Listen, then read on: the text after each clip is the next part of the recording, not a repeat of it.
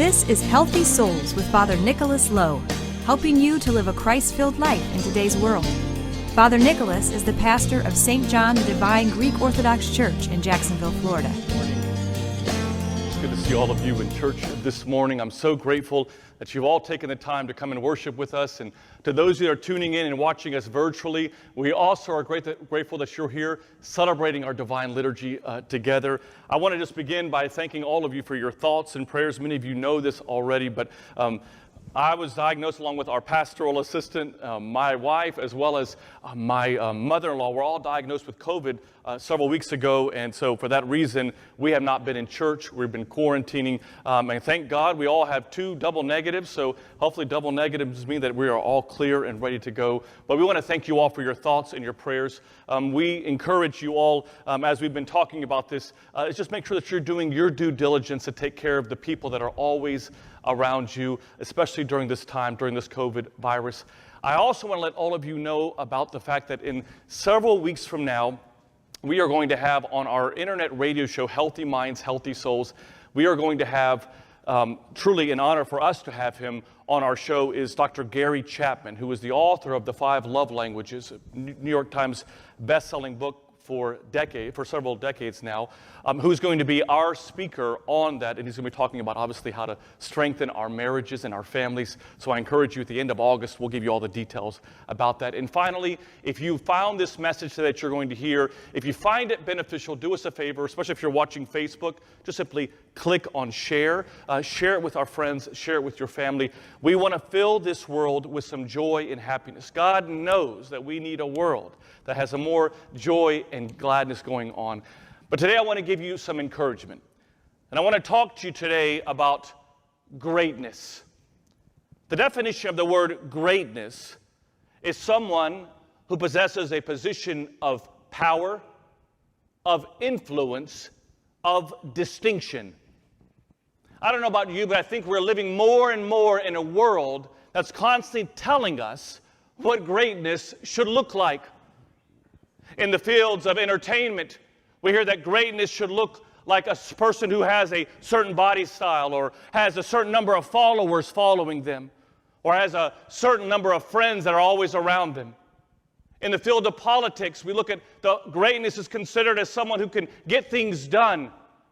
Even in the field of social media, it's how many followers I have or how many people are liking my pictures.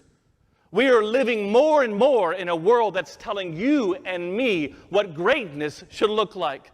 And what you all need to know, church family, is that that definition of greatness varies dramatically from the definition of greatness that God says. God says that greatness is not found in hoarding for ourselves, but in helping other people. God says that greatness is not found in consumption, it is found in compassion. God says that greatness is not found in the power of a position, but in an action of service. That our greatness, church family, is made perfect in our service to others. In a few moments from now in our Divine Liturgy, we'll be singing a hymn that says, "A mercy of peace, a sacrifice of praise." For many of us, as we hear that hymn, we may not know exactly what that's meaning, a sacrifice of praise. That verse is taken exactly word for word from the book of Hebrews. And I want to read to you how Paul, writing to the Hebrew people, and most of the book of Hebrews, by the way, is written to Hebrew or Jewish Christians who were questioning whether or not they should go back to Judaism because they were suffering persecution by becoming Christians. So listen to how Paul acknowledges and shares with them what that greatness should look like in their new walk of faith as Christians. And listen to what he says. If you're reading at home, it's Hebrews chapter 13, verses 15. It says, "Therefore, let all of us offer through Jesus a continual," here's the phrase, "sacrifice of praise, proclaiming our allegiance to his name." What does the word allegiance mean? We're hearing a lot about that in the news. The word allegiance means literally to devote yourself to something that is greater than you.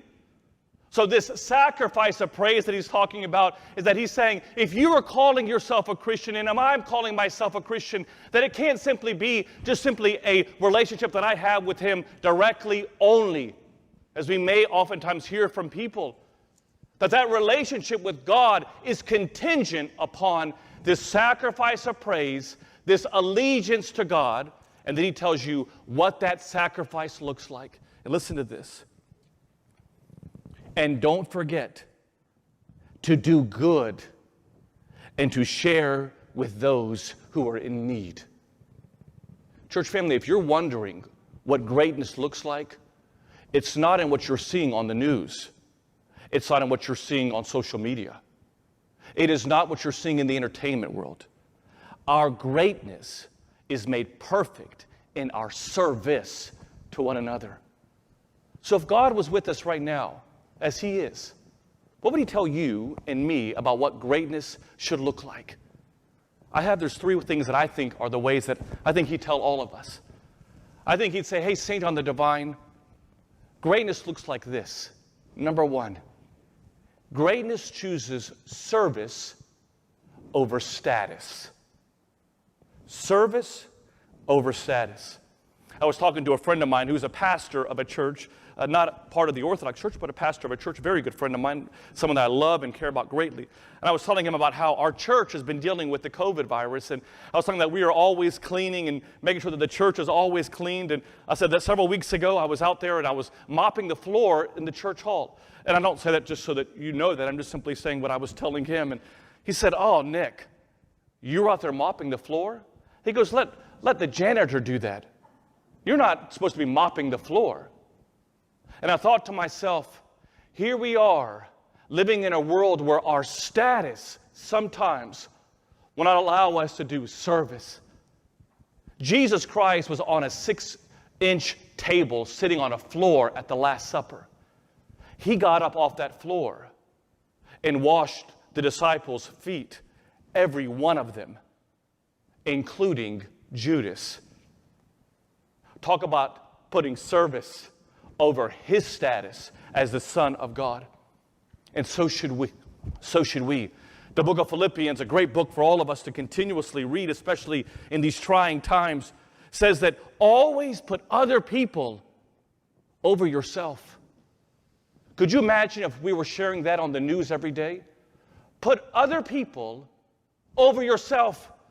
That's what greatness looks like in Christ's name. I think Christ would say, hey, service over status is number one. I think then he'd come along and say to all of us, here's another thing that we can all do, and that is to choose character over convenience. In this morning's gospel lesson, you heard how these people were all around Jesus, and the disciples who had seen him perform miracles, walk on water, do all the things that he had done, are telling him, Jesus, we've helped enough. Send those people away. It's enough. We've done enough. And then Jesus says, no, bring them to me. And how often when we're driving down the road, we see someone in need, or how often when someone asks us for help, we're like, we can make all the excuses in the world. When God is putting that interruption to get you out of your self-absorption, that he is giving you opportunities to bring that interruption to help bring someone into a divine interaction with God. And he's telling you, bring them to me. Don't keep making excuses. Choose character over your convenience. And I think number 3, he tells us, you've chosen service over status, character over convenience. That greatness would look like that you would choose we over me. You know, it's interesting as you study the scriptures how Christ was continuously telling his disciples who were vying for who's going to be the greatest, who's going to be the GOAT in the eyes of the world amongst the disciples. And he would say to them, this conversation is not so with you. In other words, you should not even be having this conversation, because if you desire to be great, the greatness is in helping other people. What does that we over me look like? It's wearing your mask. It's washing your hands. It's practicing social distancing. Church family, we should not be living in a world where we're allowing our own viewpoints to cloud our ideas about what it means to be a Christian. No greater love is it. No greater love is it than you laying your life down for someone is in need. Writing a card during this time. Making a prayer shawl to someone in need. Sending a phone call to someone. It is about we over the me, and our world is becoming more and more like the divided states of America, when we need to be the United States of America, and that we as Christians should be modeling that United States in our own Christian faith. So I'm encouraging you, every time you think about making a decision on your own, ask yourself, is this greatness in the eyes of God? Is it about the we, or is it about the me? I leave you with this. The 26th president of the United States was named President Teddy Roosevelt. He served from 1901 to 1909. His face is on Mount Rushmore along with three other presidents, Abraham Lincoln, Thomas Jefferson, and George Washington. By most accounts, he is considered one of the greatest presidents. And he was an extraordinary president. But there's a story of one day when he was over in Africa. He was off on a hunting trip, coming back to the States, as his ship was filled with a whole bunch of other guests and people that were not even associated with the president. As his ship was coming into the harbor in New York City, rose petals from the different docks were being thrown towards the ship. Balloons were going up in the air. Confetti was coming down all on that ship because the president was back. There happened to be two missionaries on that same ship who were doing work in Africa for 60 years. They were going and serving people who were less fortunate, serving people that were in need for 60 years. The husband looked over at the wife and said, "We've been working and doing ministry work for 60 years. No one ever has given us a round of applause. No one ever gave us a balloon or had confetti coming down the sky or rose petals as we were coming through." And on the inside, just an unhealthy feeling came on this man. That night, the husband and the wife, they were there praying together. They had their Bible in front of them, and they were just saying, "God, why doesn't people see how we're serving? Why don't people see the sacrifice that we're making?" And both of them share this account of what took place next. They heard the voice of God, not in a verbal voice, but on the inside of their heart said this: "Because you're not home yet. Because you're not home yet."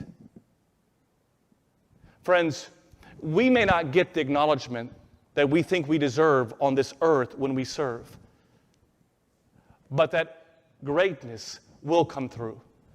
Today we celebrate St. Stephen, one of the feast days of his life. Throughout the entire Bible, in my research, only one time do you ever see Jesus Christ get up from his throne at the right hand and to acknowledge someone. It is St. Stephen, who was a deacon, who didn't just serve on a Sunday morning, but was continuously serving his life. And the Bible says that as they were stoning him, Stephen says that I saw a vision of Jesus stand up and welcome Stephen into the kingdom. And church family, my encouragement for you is that serve. That's what greatness looks like. That you would choose service over status, character over comfort, that you would choose the we over the me. Because for church family, our greatness is found only in our service to God's people. We invite you to join Father Nick and his wife, Dr. Roxanne Lowe, on the second and fourth Tuesday of every month for their Healthy Minds, Healthy Souls call-in show at 8 Eastern, 7 Central on Ancient Faith Talk.